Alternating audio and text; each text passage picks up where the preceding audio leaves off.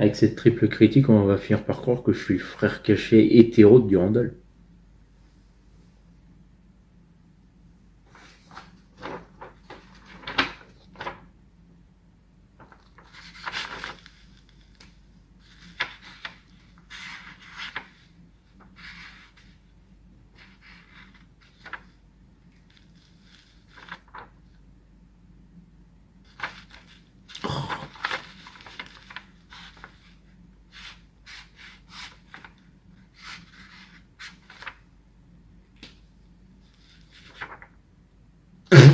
Ridicule.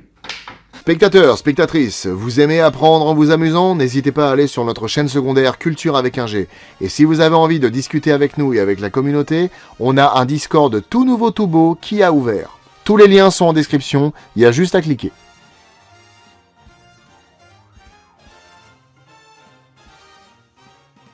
Salut tout le monde, je suis Troy McClure. Vous m'avez sûrement vu dans des films comme... Qu'est-ce que je raconte?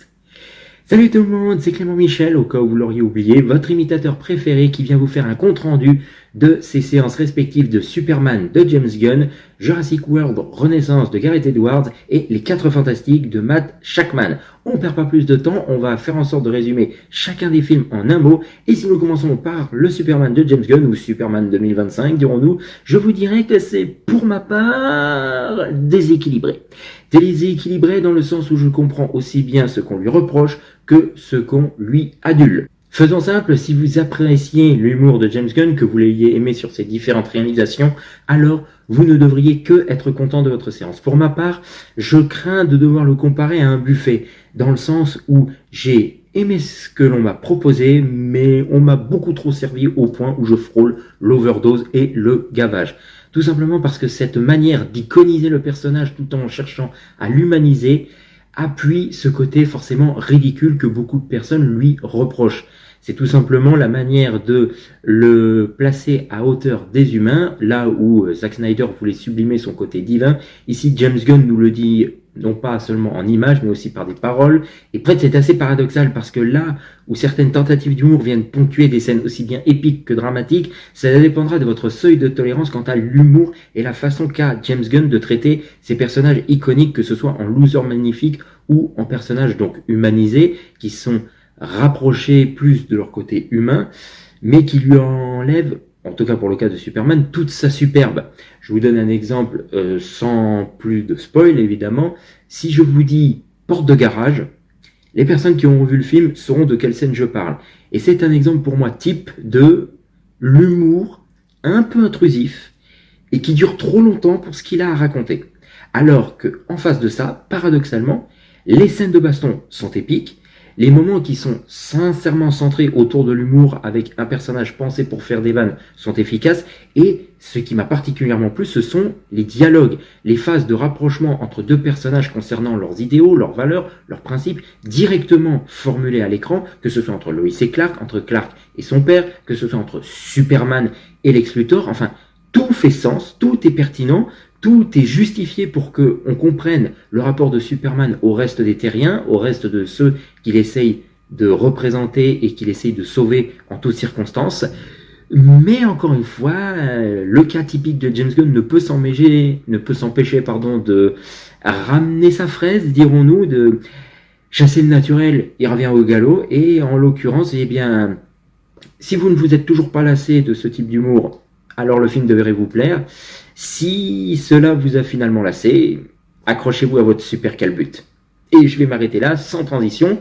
Jurassic World Renaissance ou Rebirth, ou Jurassic World 4, ou Jurassic Park 7. Pour ce film, en un mot, partagé. Je suis partagé concernant ce visionnage.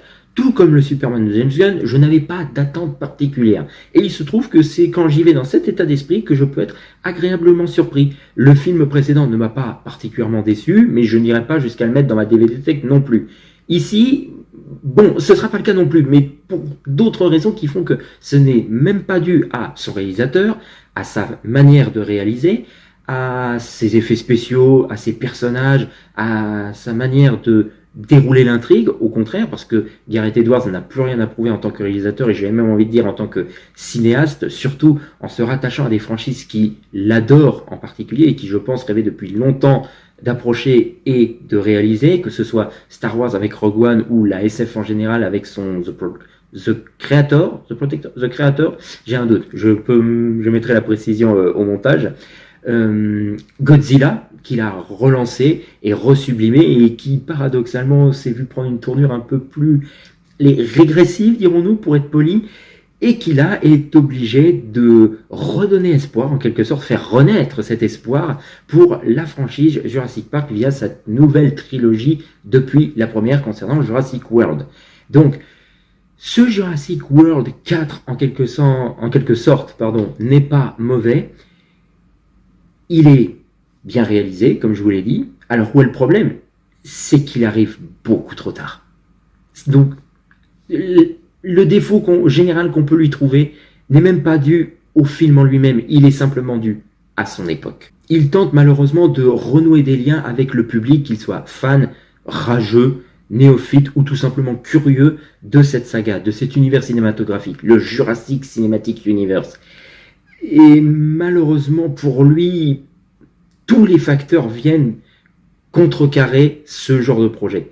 Car le film arrive beaucoup trop tard, la dinomania est passée, les gens n'ont pas encore complètement fait le deuil de la saga, surtout après la trilogie Jurassic World, dont le deuxième opus avait, dirons-nous, divisé la plupart des gens vis-à-vis d'une mise en scène qui était intéressante, mais un déroulé de scénar qui laissait beaucoup plus à désirer, et un troisième opus qui avait mis tout le monde d'accord, comme quoi il fallait laisser ces créatures tranquilles. Et Gareth Edwards arrive, et encore une fois, son film est réussi.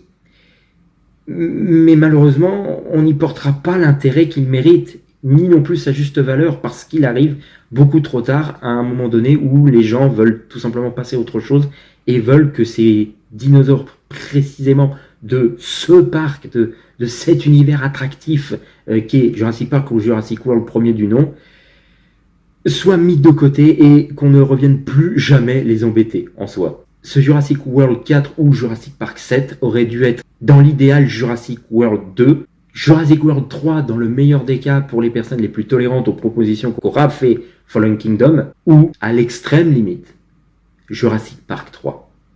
Comme pour Superman, comme pour ce film et comme pour le suivant, je vous invite évidemment à leur laisser une chance et à vous faire votre propre avis. Et sans transition, on passe à quelque chose de soi-disant fantastique. Les 4 Fantastiques de Matt Shakman, c'est une bonne surprise. C'est une agréable bonne surprise, là où encore je n'avais évidemment pas d'attente, encore moins envers ce groupe de super-héros pour lequel je n'ai pas d'affection particulière, que je n'ai pas d'attache. Et je pense que là pour le coup, cela est dû au rythme du film. Tout va très vite, va à l'essentiel, les personnages sont déjà établis et c'est l'intro du film au même titre que le Superman de James Gunn, dans le sens où on nous explique que cela fait quelques années qu'ils ont pris position en tant que super-héros, en tant que protecteurs de cette terre, et le casting, là encore, est comme pour Jurassic World Renaissance, là où Scarlett Johansson et Mahershala Ali s'amusaient, ici, Pedro Pascal, Vanessa Kirby ou le reste du casting s'amusent à jouer les super-héros. Leur lien, leur relation au sein du groupe des 4 Fantastiques est efficace, les effets spéciaux fonctionnent, les moments d'humour marchent aussi, tout simplement. L'univers photographique, l'univers visuel fonctionne, c'est très graphique, et même si ce n'est pas la première fois que pour un univers cinématographique comme celui de Marvel, on engage quelqu'un de la télé, qui n'était d'ailleurs pas le premier choix prévu, il semble-t-il. Apparemment, John Watts, à qui on doit la trilogie du Spider-Man de Tom Holland, était censé être sur le projet, puis s'est vu être remplacé. Eh bien, Matt Shakman est un profil qui serait intéressant de suivre pour les prochaines réalisations, auxquelles il participera ou auxquelles il donnera naissance, tout simplement. Si je devais éventuellement justifier un petit bémol, un petit chipotage, et c'est quand même assez rare pour encore une fois un film dont je n'avais aucune attente, ce serait le sous-titre du film. Je suis pas très bien sûr d'avoir compris, si ce n'est encore une fois peut-être une allusion comme pour la trilogie du Spider-Man de Tom Holland, avec la présence du mot home dans chacun des sous-titres pour symboliser le retour de la propriété de Marvel à lui-même sous Disney, à savoir donc les premiers pas méta des 4 Fantastiques, du groupe des 4 Fantastiques façon Marvel, même si vous pourriez me dire qu'il y a déjà eu une apparition dans Doctor Strange 2, Multiverse of Madness, avec John Krasinski, j'avoue que je saisis pas exactement l'approche. Et ce n'est même pas pour les nouveaux personnages en plus des 4 Fantastiques qui intègrent cette histoire, parce que ça n'a pas plus de sens. Donc, premier pas, à moins qu'on l'on parle dans l'univers cinématographique Marvel, j'ai pas très bien saisi le titre des 4 Fantastiques en eux-mêmes.